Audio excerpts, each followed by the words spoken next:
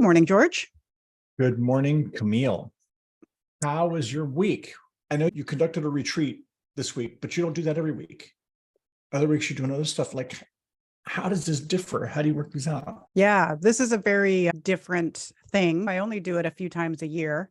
Sometimes I do just like a one-day event or retreat for folks. For this particular client, it's usually a 2 or 3 day where they go off site and facilitate the retreat. Doesn't happen very often, which is good because it requires lots of prep and energy. And I definitely the day after was like, going to take a little time off now. But yes, that's what I was doing this week. I was off running a retreat. It was a 3-day leadership retreat. The group ranged from 20 to 25 people or so. Whoa.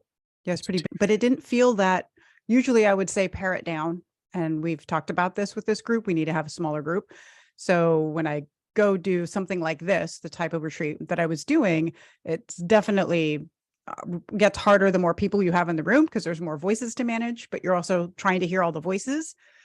But in this case, because I've been working with them for a while and I know so many of them and they have been gelling pretty well as a team, it actually was not that hard to do. So one of my things that I discovered, was just kind of coming front of mind was just like the size of the group. While we try to control that in terms of what's going to make this the kind of meeting, you do have to think about the dynamics of the team itself and how well do you know them and all of that. And there's a lot of other factors than just a number because people are always like, well, how many people is a number? It depends. Yeah, I was going to ask you exactly about this. I would say that one of the things that I like background annoying for me at my job is sometimes I'll get invited to a thing like this. It's meant for leadership, at some level of leadership. And, every once in a while, there'll be a thing where there's like 150 leaders company-wide in a 20,000 person company. So relatively small for that group, but it's too big to be personalized. The problem I have is when it's maybe 15 people in our organization, I'm just on the bubble, like I'm just out. And I know I would benefit from being there and I would probably have something to contribute, but I don't blame them for living the audience because otherwise it's just too unwieldy. How do you figure out how to manage which people should be there versus shouldn't be there? And like for the next layer down that's not invited, how do you deal with them? We had exactly that problem for this retreat. Welcome to The Belief Shift, the show that explores what you really need to know about building a successful small business. I'm your host, Camille Rapacz, small business coach and consultant who spent too much of her career working in corporate business performance. And I'm George Drapeau, your co-host and her brother. I'm a leader in the tech world, bringing my corporate perspective, but mostly my curiosity. Together, we're exploring beliefs about success and how to achieve it, but mostly we're bringing practical solutions so you and your business can thrive. I guess I want to back up because we just dove into how was the retreat this week? Because it's just like you and me talking, which is good. So let's do that. And the audience can listen in on what we normally talk about. But I do want to say for the listeners, I really was thinking about coming out for this retreat because this is one of my bigger clients and I'm typically talking to smaller businesses on this podcast. But also we have talked about that at some level, business is just business. So big or small, the same essential principles and challenges mostly still apply. And so I was thinking about coming off this retreat, like what are some good takeaways I'd want to bring back to my audience? So I do have that, but I think for the purposes of getting to those takeaways, this is a perfect question because it is one of the core challenges that I have whenever I'm thinking about doing these things. And small business owners might not run into this as much if they don't have a very big business or a very big team, but it doesn't take much of a team for a business owner to already be questioning, well, is it worth it to have these people in the room or not? I might only have 2 people, but is that just going to slow me down, even if it's just these 2 people? Or should I burden those people with what I think is my work to do by bringing them into this? So I talked about the workshop that I did. One of my small business owners, she only has a team of maybe 4 or 5 people, and she brought 2 of them into it, which was brilliant because they got to collaborate and it was great. So that was a great example of her making a choice of who to bring in and how it would be valuable. But back to your question about how do you make that decision for these bigger events, it really does start with what's the objective? Like, what do we want to achieve? What outcome are we looking for out of this event? And I do find that a lot of times people put these retreats together or these events and they're like, oh, we should do a retreat on that. And the whole thing gets designed without thought to what is the outcome we want from it. And so a bunch of stuff gets jammed in. You've probably been to one of these. A bunch of Yes. stuff gets jammed in because people want to be heard. Hey, I want to present about my XYZ project. Yeah. Or they were a little bit maybe lazy in putting together their own meeting. And then they see, oh, all the people I need to talk to are here. So maybe I can like get my to-do on my list done by talking about it here. So I'm getting triggered. people just start to pile on. And when I do this, there is a call for topics. Like, what would you guys like to talk about? It's like, we do want to know what they're thinking, but then we also have to put in there, remember what the objective is of this meeting. So now it's, does your topic fit with our objective? And so this group, we've been getting better at that over time. Instead of just having a bunch of stuff piled on, we've been getting better at what do we really need to do here and talk about. We had spent the last couple of months in lots and lots of Zoom sessions putting together their strategic plan for 2023. Okay. And this meeting was to really finalize that these are their top initiatives. They all agree these are our top strategic initiatives. And granted, we're a little late in the process. We should have done this sooner in the year. So they started this process late this year. They recognized like, yeah, we really need to do this. And we know we're a little late on this, but let's do it. So we were establishing, yes, we agree these are the initiatives. And now we're going to set them up for action. So how do we turn this work into actionable work in the organization, as opposed to, and my beautiful PowerPoint that says, here are my top initiatives is done. And I checked the box if I did my strategic planning work. Yeah. So that was the whole point of that. So when we knew that was the objective, and because we had done all of this pre-work coming into it, we made sure that the pre-work set us up for a good retreat. So I knew like, we need to get to X point in order for this thing to go well. So we did all that pre-work. And then because we knew the objective, it became really clear who needed to be in the room. And so while this is typically considered their executive leadership team retreat, that got expanded to a lot of other leaders who really needed to be there because their contributions to these initiatives was so significant. So we did have a bigger group than normal. And then we expanded that group even on one of the days when we were taking a deep dive to include some other subject matter experts from other departments in case we needed their input and anything that we were missing anything on the initiatives. That was how we decided how to manage that. That's ultimately what you want to do, is make sure that every person in the room really is serving a purpose and that they know what that is. And also that they know how you are expecting them to contribute. Are you just on the sidelines? You're here to listen and add in. Are you actually doing activities and collaborating with the group? How are they supposed to show up? We could have done that a little bit better for the people that showed up who weren't used to this meeting, but we were able to include them in the conversations and it went well. It didn't slow us down. The big fear is that the more people you put in the room, the more voices there are to hear, the longer it's going to take and you won't have time. So we also built the retreat knowing that that could happen and made sure we had some time for, we don't typically have a lot of wiggle room. We allotted enough time for each of these, knowing that there could be some long conversations, but we also knew each topic would get cut off at a certain point in time, regardless of how far it got. So that initiative owner could end up with some more homework than some others, depending on how well the conversation went. Yeah. Okay. Did that really answer your question? Yeah, absolutely. The answers are really well. I guess one follow-up I would have is, okay, so I get it. You had a very clear idea about how to decide on the core group that needs to be there. In this particular retreat, there were some other people who were not core, but you invited in for one session because they had key information. That's great. I get that too.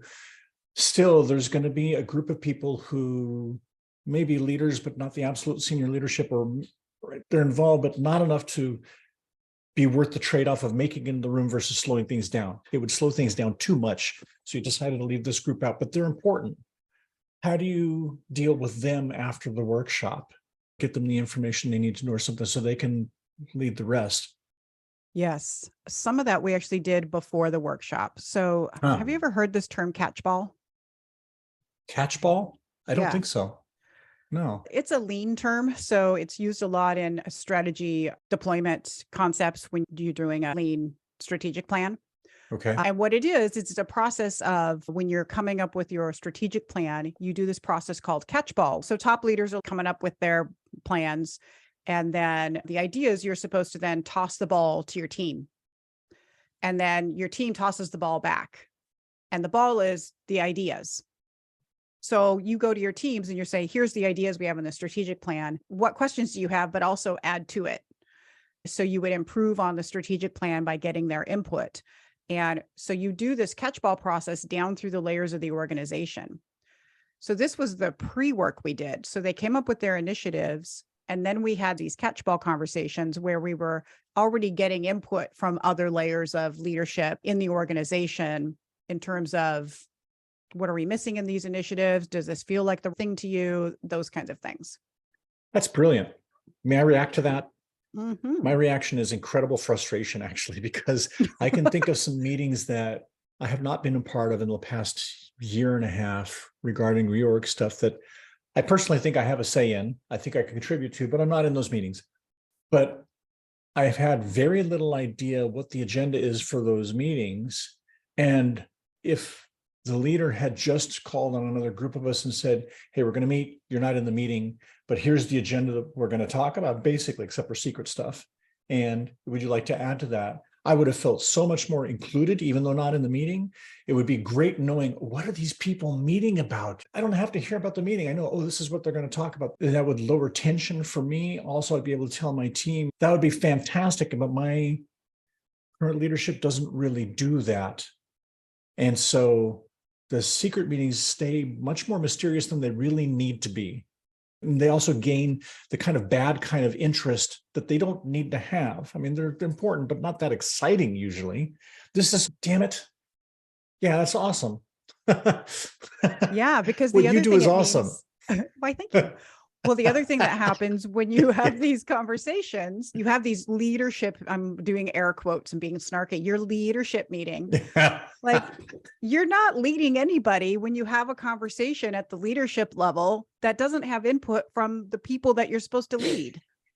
Like, what are you actually Yeah. doing? You're all in this echo chamber of all of your VP level ideas. And you think you're all the smartest people in the room, but you're missing all. We got so many great ideas by going down to these other levels. So here's the reason organizations don't do it. Okay. It's time consuming. Yeah. I had countless hours of meetings where we just facilitated a conversation with a leader and their team, walking through all the initiatives and getting their input. And in some cases, developing then their own goals they wanted for. They're like, well, that means what we should work on is this, this, and this. Which was also the point, was then what would you and your department want to work on in support of this? Yeah. But these are the priorities this year. And it really helped them line up. So different departments aren't working on different things. It's that idea we all want to be rowing in the same direction. Yes. So that's really helpful. This is my third or fourth time I've done a retreat with them. Okay. And this time, what was really obvious was how often their frontline employees were brought up. And they even called it out. As, hey, we want to do more of this. We want to get them more involved in this. We brought them up a lot in this conversation. And I know it's because their voice of them was in these initiatives. Okay. We didn't go all the way to the front line, but we gotten close enough that we were getting that voice. We were getting their manager who's like, yeah, I know what my team's up against, as opposed to, you know, the VP who doesn't know what's going on at the front line. So that really made a big difference in terms of how we were talking about the work, which is huge. If we hadn't done that, we wouldn't have that voice. We wouldn't have that connection. And one of the things that they had in their employee engagement survey was a lack of vision for the organization was one of their negatives on their employee engagement survey. And so immediately they're like, well, we're solving that problem now because we're making the strategic vision so clear. Because we just talked about it with everybody. And we also gave them, even though we didn't go I didn't participate in the conversation all the way to the front line, we gave each of the leaders then here's what you need to have your next level conversation and share it back up. So it is intended to go all the way to the front line and catch ball all the way back up. But yeah, it's really about making people feel like they belong, but also it's so much more than just, now I have included it. It's not just a communication. It's not just, let me just tell you what's happening. Because some people are like, well, can't I just do that in one big town hall? No, you can't do catch ball in a town hall. That's not, town halls are different. Town halls are, here's all the information that I want to convey to the organization, and they're very important for leaders to do. But it's very different from the, let's play catchball. Let me throw an idea to you and have you throw it back to me. That's different. Yeah. It's also a messy process. So one leader had said to me when we were talking about doing it with him, he's like, well, my team might get a little chippy and has some things to say. And I don't know if you guys really want that. Do you really want that level? I'm like, no, that's exactly why I want to talk to your team. I want to hear if they have resistance to any of this, or if they disagree with any of it. I want to know. And they didn't. They just had some really great things to say. Like, they were mostly reinforcing, but in a kind of a, it's about time way that we work on some of this stuff. Yeah. Okay. So even knowing that some of the leaders just were a little bit resistant to, oh, I don't know if I want to open that can of worms and have to manage that conversation. That's also a lot of times why you bring somebody like me in who can manage that conversation, as opposed to the leader's just going to hear a lot of the same complaining and not really sure what to do with it. I can do something different with it because I'm not emotionally connected to all of that. Yeah. So that's the beauty of catchball. So think about it in terms of strategies when we talk about catchball, but just doing it for any given meeting you're going to have, how brilliant would that be? Yeah. Every meeting would be better. Oh, absolutely. And even though it would take a little bit of extra time, I think the payoff would be well worth it. Me too. Yes. Because if you don't, like I said, people who hear about these meetings or are not in it oftentimes get uneasy about it for no real good reason. They knew what was actually going on, but they're not informed. So there's all this kind of, I don't know what to call it, well, unease that happens. And then on the back end, you have to spend more time communicating all this context that would have been faster if you had just done it up front. It saves time and heartburn. Yeah. Yeah. At the end of the retreat, we go around and ask each leader to share what's the messaging they're taking back to their team of the work they accomplished in the retreat. And we're making sure that we're aligned, but also people are getting good ideas like, oh, that was a good one. I'm going to share that with my team too. So it's a little bit of a sharing your ideas exercise, but it makes them just deliberately think about it. And what's great in doing that is we were able to hear there was a lot of common messaging. But as I was listening to it, I was realizing, oh, because of all the pre-work we did, all of their teams, none of this is going to feel uncomfortable or surprising or awkward to them. They're going to be like, oh yeah, that's great. Because they already knew what they were going to do going into it. Yeah. So they're aware of these topics. They're aware of this process. It won't be like, well, now we just got handed a bunch of goals we got to work on. Woe is us. It's not going to be that. It's going to be like, okay, so here's the work we did. Here's what we specifically decided we're doing next out of all that great work we did with you before. It's going to be easier for them to deliver the message of because the message coming out of this retreat was, we have a long list of strategic initiatives and we have a lot of work to do this year, but we're all in. So somebody on the front line could be like, I can't do all of that. Or it's mostly going to be like middle management that's going to get hit hard by a strategic initiative. So they'll be able to feel more supported in that process than if it was just dumped on them. So if you don't mind my asking, what were your takeaways from this? My takeaways were really around, the first big one was just the idea of collaborating and engaging with employees resulted in a far better strategy for this organization than they'd had in the past. So this was the first time we'd done the process. In the past, they had typically had a strategic planning template that they gave to their leaders and said, fill this out and tell us what you're going to do in these key areas. Okay. So it was very not collaborative, just leaders tell us what you're going to do so we can hold you accountable to something. That process was okay for them at the stage they were in terms of maturity as an organization, but they really had come through working on some of the basics. It's like, we just have to close some gaps in. We have to take care of safety and compliance and customer service, and all the basic stuff is all they were really looking at. How are we just going to get all of this stuff stabilized? And finances was the big thing they had to stabilize. So they had just been working on that, but it didn't ever result in these big collaborative breakthrough. As I talk about the breakthrough versus stability goals, these breakthrough goals that were going to really level them up. And last year was the first year they really had an opportunity to engage fully in some breakthrough ideas. So kind of partway through the year, they started really developing these and having these breakthrough ideas they were going to work on. So that's why this year it made sense. I'm like, well, your framework doesn't have a place for those now, because it only Hmm. has a place for the basics. It only had a place, the way that they had their templates designed, it really only had a place for your basic safety and compliance and all that stuff, and revenue and customer service. Okay. So they have like 5 or 6 of those. And so this really opened them up to, oh, now we have a way to think about this from a bigger perspective. And so this process of doing it more collaboratively and getting people engaged in it, they acknowledged at the end of this, wow, this was a far better way for us to develop the strategy with, again, that secondary benefit for them was the employees are going to just get so much clarity in the vision of the organization and feel like they're part of it. And that being one of their low marks on their employee engagement survey meant something to them. But I think a lot of organizations struggle with this, even the small ones. You could just have a handful of people and they're still like, not really sure what the vision of my business, my boss is. Yeah. And it can even be worse at the small business level, because small business owners can be easily distracted. Like, you know what, I have this idea for this. And you can visibly see it when you're a small business. Like, why is my boss going off and working on that idea? Are we this now? Are we going to do that now? So they can actually visibly see that much clearer than, in a big company, the big boss can be off working on some cool new strategy and nobody would know about it for a long time until they talk about it.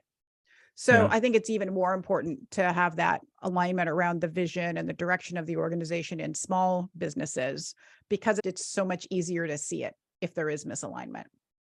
So that was one of my bigger takeaways from the retreat. We talked about some of this in the past 5 minutes too, and really fleshed that out about the employees gaining clarity by engaging them better. That makes a lot of sense to me. What else? Yeah. So another one was, and I was really thinking about the belief shifts, and I made me want to. Yeah, those are rock solid. They are unchangeable, and there's 8 of them, and that's it. This is it. Nobody needs anything else. It's a perfect science. I was thinking about the belief shifts and how the word shift is so important to me, like shifting in that direction, but they're not absolutes. It gets back to what I've said before, where sometimes we want things to be black and white. The main belief shift in this retreat actually was process over outcomes. That was our entire mantra, whole 3 days, because we had defined our outcomes. We have our initiatives. We know what we want to get to. Okay. But now we have to shift our focus to the process to get there, which meant, what are the specific projects we're going to do to make these initiatives? Because these initiatives, most of them were over a couple of years. Okay. Not just a single year. They're multi-year initiatives to really do what they're trying to do. So there's a few projects in there. So they had to get specific about, and what's the process to get there? How am I going to do that? So even though we were focused on that, there were a lot of other belief shifts that came up as we were talking through this work, that I realized, yeah, there's a time when the belief shift that we're trying to shift away from, sometimes it's necessary. So for example, planning it over winging it. Yeah. You can't literally plan everything. No. And you should not plan everything. Sometimes going with your gut and winging it works and is really effective. And it is one of the challenges I sometimes have when I'm trying to help people make this shift towards, even when we were shifting towards the processes that we wanted to follow and how we wanted to do it, I would get some pushback from like, yeah, but what we just did was we had this amazing year last year and everything that we did was great. And so shouldn't we look at how we did that? It's like, well, you did that with a lot of chaos, a lot of winging it. And frankly, you made a lot of sacrifices. Is that sustainable? It made things work last year. But this company in particular, a leader acknowledged that they made some very specific sacrifices that he does not want to repeat. Really? But he had to, because he said, we had to have the financial turnaround last year that we made. This was the only way I could see to do it. And it absolutely had to happen last year, or we just wouldn't exist anymore. Wow. So sometimes you see companies make these choices because they get themselves in this trap where this is our only way out. And at the end of the day, we talk about what you want versus what the business needs. Yeah. What he wants for the business is this beautiful vision of employee engagement and happy employees and all of this stuff. And that's a great way of running his business. I mean, he's got a much broader and more clever vision than that, but he has a happy company vision. But what happened last year was they really drove people hard to get the results they needed. And they had a lot of turnover. I Some of it was see. good for them, but not all of it. Yeah. And ultimately, the level of turnover always creates tension for whoever's left. It's putting more work on them. It's just the stress of, why are so many people leaving? Should I now be thinking about leaving? But I like it here. What do I do? It affects the culture in a negative way, even when you don't intend for, even if those were the people to leave. A lot of Yeah. people leaving can feel really stressful. And so that was very hard on the organization, and he could see it. He had very specific feedback that he'd received where he knew, yeah, I didn't intend for any of that to happen, and I don't want it to keep happening, but I don't know that I could have done anything different last year. In order for us to actually get this financial turnaround, we had to push on these spaces to make this happen. So that's really a story of, while what he did wasn't sustainable, the belief shifts exist in a place of, if you want a sustainable company, you have to shift everything towards this direction of building a strong foundation, focusing on planning it over winging it, really thinking about making trade-offs over full-on sacrifices. Those are the things that you have to shift towards to have sustainability, but they're not absolutes. Sometimes you're going to do a quick fix. Sometimes you're going to wing it. Sometimes you're going to just, make some sacrifices, because otherwise the business is literally going to go under. You're trying to avoid that by shifting in this other direction, but you can't always, because business is business and it has its very specific needs, and it only exists to make money. And if it's not making money, then it's not a viable business. And that's the number one thing. Yeah. I'm going to come back and ask questions about this, and that sits well with me, but I want to take a devil's advocate position. So I'm a person, I'm running my small business, and I'm in this mindset of everything in my business is kind of an emergency, needs to happen right now. I don't have time to stand back and kind of plan things out. Going with my gut has worked for me for a while, and it just feels like it's just beyond manageability, but I don't see a way through. How do I shift my mindset so I'm mostly in a belief shift and not back in my old behaviors? And when do I know to give myself permission, when it's okay to say, okay, I'm going to break the belief shift now, but how do I get to that place where I know the difference? This is a tough one, because the way that you work for anybody just working, whether you're running a business, you're a leader in a company, or you're just, a frontline employee, it's really easy to get caught up in that my busyness and my chaos that I work within equals I'm working hard and therefore I'm successful.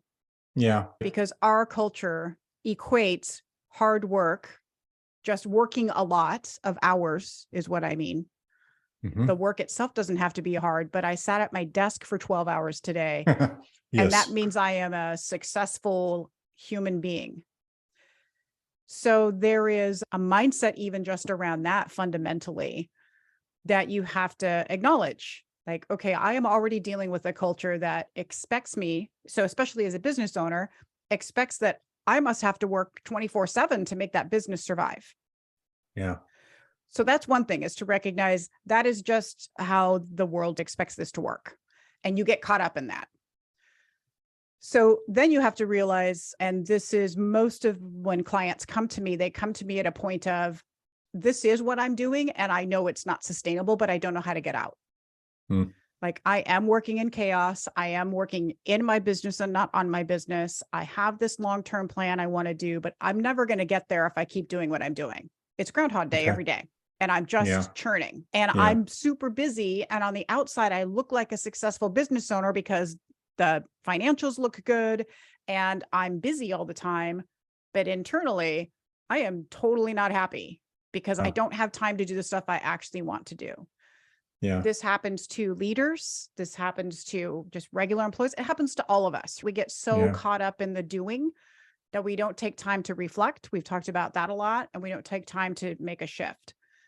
So the first thing I think people have to do in order to take on any of this belief shift business in your business or in your job is you have to acknowledge that I am going to have to make a choice to do one thing different. Now, eventually many things, but just start with like, I need to do one thing differently. I Okay. cannot keep doing what I'm doing. And recognize that how I'm working in my business is just now a habit of how I do it. How I respond to emails, how I respond to clients, how I manage the business. It's become habitual over years. This is just how I do it. And you're going to have to break some of those habits. And we know how hard that is. We should probably do a whole Yes. episode on habits because it's really hard to break out of that because it starts with, it's your mindset and then the actions that you're putting to that. So I guess I would say just acknowledging that it's not just an easy magical thing to do, but it does require you to choose. You have to choose to change something. And I think that starts with like pick a belief shift that resonates with you and start focusing on that. So maybe your first focus is just, I'm going to start focusing on planning it over winging it. And that doesn't mean I have to start with a big, giant annual strategic plan for my business.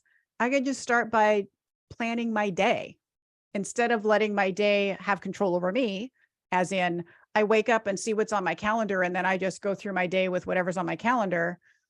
I wake up and plan out what I want to do this week and make that fit first. And actually, an Yeah. example of this came up in the retreat. We'll talk about this at some point too. There's a set of 9 leadership behaviors that we focus on with them. And one of those leadership years is embrace standardization. And so one of their jobs in the last retreat was to come up with one thing they could do as a leader to improve on how they embrace the concept of standardization. Okay. And one of the themes that came up for them was they wanted to be better at the standard for themselves personally as a leader of spending time Monday morning making their plan for the week. Wow. Cool. Very simple, Very simple. but really effective because so this particular leader said, I wanted to do it because I wanted to be able to be more supportive to my other people.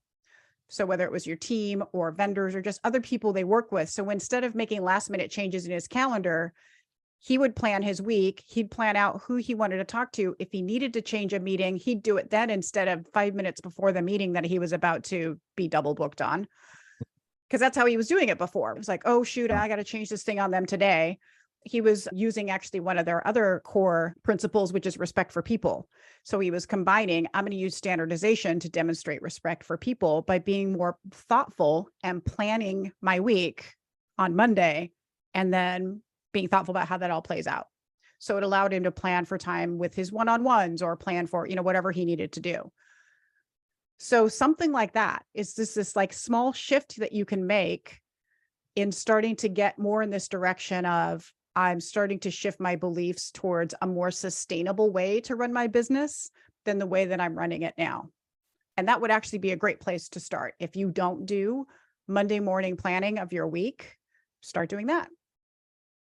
What I'm hearing from this, if I really oversimplify it, if you're not thinking according to the belief shifts, you're kind of in ragged mode, start with one, start simply, kind of get in the mode of shifting how you think, shifting your mindset. Do that for a while. Once you do that, it's going to be more natural and easier to think process over outcomes or planning it over winging it. It's not going to happen all at once. It's not going to happen all of them, but you will get there. And after you're used to thinking that way, you probably naturally have a better idea of like, okay, it's okay for me to think sacrifice versus trade-off. Yeah, I think there's a saying we used to have, which was you've got to act your way into a new way of thinking. Yeah. We often think that we've just got to have the mindset to do the thing, but what actually changes your brain is the activity. Yeah. Fake it till you make it. Yeah, in a way. So yes, that's also why I say micro moves, like just do a small thing, because that small activity can have really big implications in terms of how you start to rewire your brain. And when you start to do the small thing and you start to see, okay, this is kind of working, it makes you want to do a little bit more and a little bit more. And there'll be a snowball. Like it won't just be like, people might be listening thinking, oh my gosh, that's going to take forever. I don't have time to wait for all these little micro moves to add up to something. You start small, but at some point there'll be a massive shift. You'll be ready for the bigger move. Yeah. you'll be ready to take on a bigger shift in your beliefs, and you'll be ready to change your actions in a bigger way. But when you start out, you got to start out small, understanding that behavior change is really at the core of what we're talking about. And that's just not an easy thing to do. I don't really want to get into a whole discussion about the human potential movement, parts of which I really like, parts of which I don't like. But Tony Robbins, one thing I like about him when I heard him talk is that he'll usually start new people out with like very small scale, very small things. Like for today, just do one simple thing, incredibly simple, and maybe focus on, we'll do 5 things in a week. If you keep doing this, something small in 30 days, then look back, you will see you're changing. That's this. Yes. I will just note that I really don't want to have any affiliation with Tony Robbins at all for my own personal reasons, but yes, that one thing is okay. That thinking, starting very small, can have effects and faster than you think. Yes, right? Faster than you think. Do not ever underestimate the power of that micro move. It is so, so powerful. And whenever I get people to truly get down to micro, most people even struggle with that. I'm like, no, that's too big. Get smaller. And they're like, smaller? What? I'm not even doing anything. Exactly. But you are. You are. It's so easy. How could you not do it? And yet you're doing it, because then you're going to add on and add on. So yes, it's such an important way to start through this work. So I think even if you're really struggling with making that shift from the crazy chaotic business that you're in, and you want to focus more on working on the business, and you're trying to get the freedom that you went into this whole thing for, and you lost it. Like most business owners, their number one thing is like, I want freedom. That's why I'm doing it. But I don't have freedom. Turns out I do have a boss, and the boss is my business. Okay, so belief shifts are good, they're solid, but they're not absolute. That's a takeaway. Anything else did you get from this? Yeah. So my last thing about this was really around the idea of how much, and I know this, but it's a way that I go into planning this kind of work when I do it. But it's this idea that it's much easier to develop yourself. So it's much easier to develop yourself, or for me to develop leaders or business owners and teach them new principles when we're doing actual work versus I'm just teaching a concept. And that's where the difference from, I'm teaching lots of concepts in this podcast, but the real way that people will see change happen is by doing. So even in the retreat, I realized, I have my own little retreat belief shift that I always focus on, which is activity over PowerPoint. So one of my biggest, proudest moments of this retreat was literally all of day 2 in this retreat, 0 PowerPoint. Really? We didn't use it at all. There were a couple other presenters in there, so I didn't do the entire thing. There were few things that happened on the first day and on the last day, but I don't know, 70, 80% of the retreat was me, something like that. And I made a total of less than 10 slides. That's all I made. Oh, that's impressive. Were they like 6-point slides with a lot of text? Not at all. I even hesitated to do that. I was making notes and I was like, I should probably just make a slide of this because they're going to want to see it. And so I'm always just making my notes first and then deciding what's the most important thing for them to visually actually see versus just paying attention to my words or us talking it through. This one was just very activity based. So we did have some stuff on the screen, but it was actually a roadmap we were developing together. And that's all we did on day 2 was just work that roadmap together. What goes here? What's next? What are you going to start with? Who's got to be involved? And we were just building that out so they could get a sense of what all the work looked like and whether that was going to be sustainable or not. It's cool. Yeah. So definitely this idea of doing the work and being willing to try as a way to learn. I think that's very hard. We want to go to class and have the answers and not get embarrassed and do all of the stuff. And the best thing that any leader, business owner can do is to kind of just fumble your way through some stuff. That is a faster way to learning than trying to get it all figured out before you try. You're going to learn so much faster just by doing it. I'll have people who are just going to start a new business and they're just trying to figure out how it all works. The first thing I tell them to do is start, primarily service-based businesses. I will tell them, go start seeing clients. I don't care if it's for free, just do it because you're going to learn so much about your process and what your business needs and how it all works by doing it than by thinking about it. You just have to start doing that as soon as you possibly can. Sounds scary. Sounds really useful. Yeah, it is scary. Again, though, because we live in this silly society of we're not supposed to make mistakes, I guess. Yeah. We're Yeah. not really good at celebrating failure as a learning opportunity. In my mind, I think you're only failing if you did not learn. So if you screwed something up and you have no learning from it, and you just think, well, that was just what it was, and you just walk away from it, yeah, then it was a failure. But if you failed at something and then learned, then it wasn't a failure because it actually did advance you forward, just not in the way you expected. That's That how I makes like to perfect think of sense to me. it. Yeah. Some great takeaways. Thanks. So what can our audience do with them? The audience can really take these 3 takeaways and apply them themselves Hmm. by collaborating with their team, or if you don't have a team, finding some fellow entrepreneurs that you can collaborate with. So this is where there's lots of different shapes and sizes of groups for small business owners to come together, whether it's in-person networking, online member groups, big masterminds. There's a lot of different ways that business owners can do that. And I think everybody should find a home. I have a Okay. membership for small business owners that we meet every week. And it's literally, they're like, if we didn't have this, I don't think I'd still be starting my business, because they would just lose momentum and also lose sight of like, what am I supposed to do next? Because nobody's telling you. Yeah. So you need to find this community where you can talk things through and keep that momentum going. The second one I would say is don't beat yourself up if you fail at any of these belief shifts. Yeah. Great. Like sometimes you're just going to wing it. And that doesn't necessarily mean it was a bad thing. Just know that you can't stay there. You've got to trend towards the plan versus the winging it. You've got to trend towards building systems over the chaos you're living in. But it's never going to be perfect. And sometimes, chaos wins. And even in this retreat, one of our big themes is when we want to reduce the chaos and the churn in the organization, because that churn gets to be more frenetic the lower down in the organization it goes. And so their job was to deal with the chaos in that room. Like these initiatives still are very chaotic and not clear exactly what we're going to do. We need to work through this chaos, and the conversation needs to happen here so we can get clarity that we take out of this room. Yeah. So chaos does have a place. You have chaos in creativity, or maybe you want to think of chaos it doesn't have to be the word chaos, but could just be just this ambiguity that you're dealing with, or just general messiness or uncertainty. Like those things do have a place, especially in the creative process. So should we do this or do that? We're uncertain, but your job is to turn through it and come out with some clarity. But you always start with some messiness and some chaos. Yeah. So just having it have a place.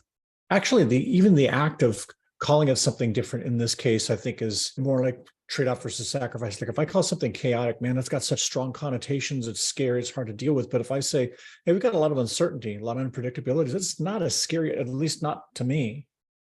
And I feel like I have more control, and it's just a thing. It doesn't have emotion to it. It's just a thing you got to deal with. Everything has uncertainty. Fine. Yeah. And any one of those words might more clearly define one situation versus another. Mostly I think about the process of coming up with your strategic plan. It can just be kind of messy for a while. That's how I think of it. Like this is all just kind of messy until we figure out how to sort it all out. So it's like I walked into my closet and it's a complete nightmare and everything's messy and everywhere and I got to start sorting it out. But you start with a mess. It's not like you can't overcome it. It just is what it is. And your process as a business leader is I need to sort it out. Yeah.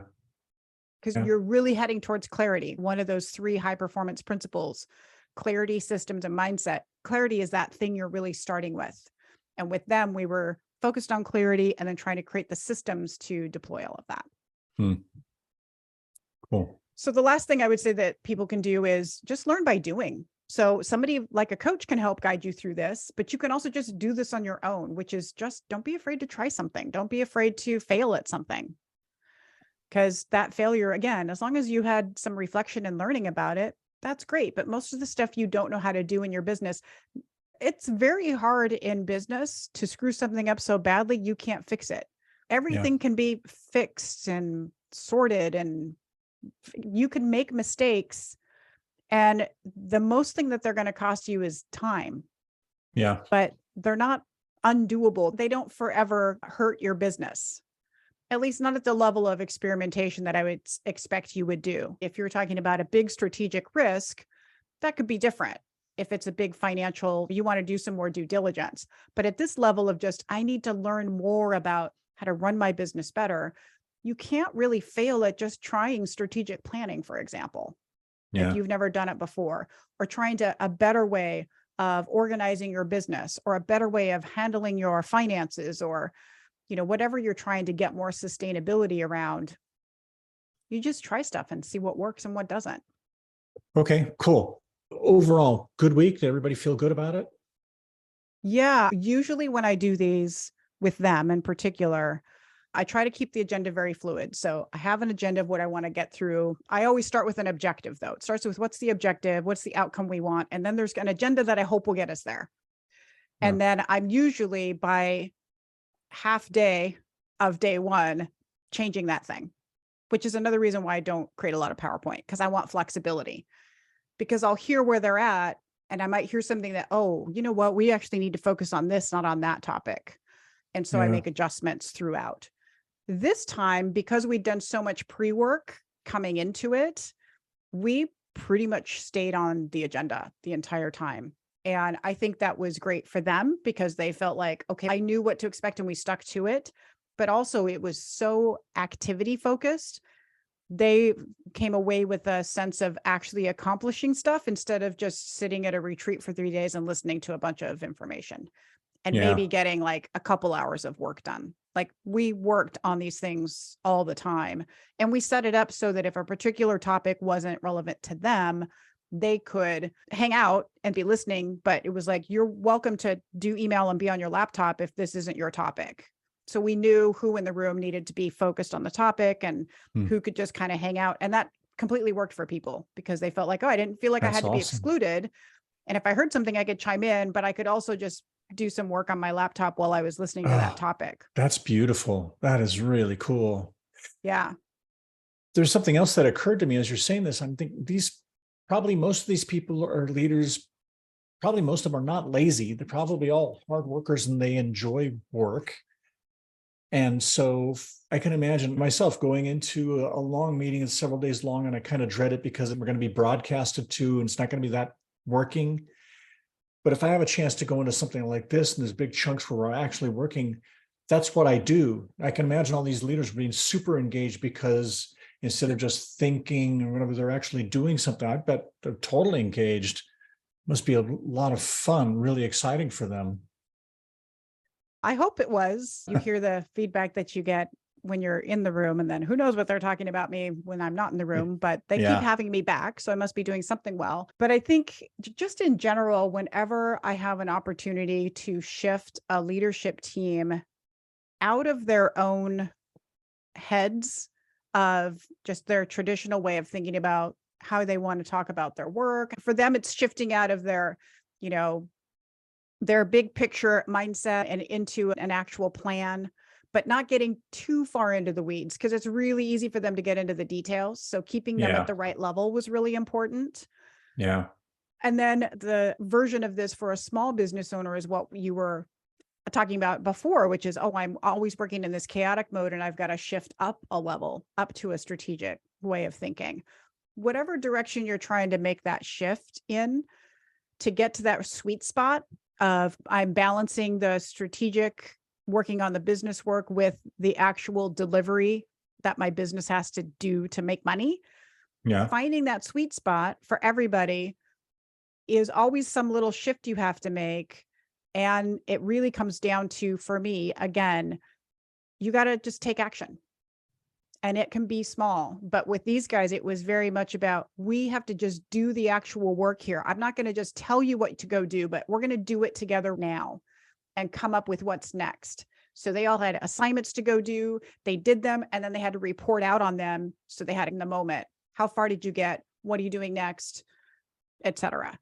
And just having that built in, I think, is really important. So doing the action, but also having that accountability, somebody who's going to acknowledge, like, great job, is important. Another I thought that I just realized came up as I was doing the retreat was, I thought, even though I'm my own boss, I still need a boss.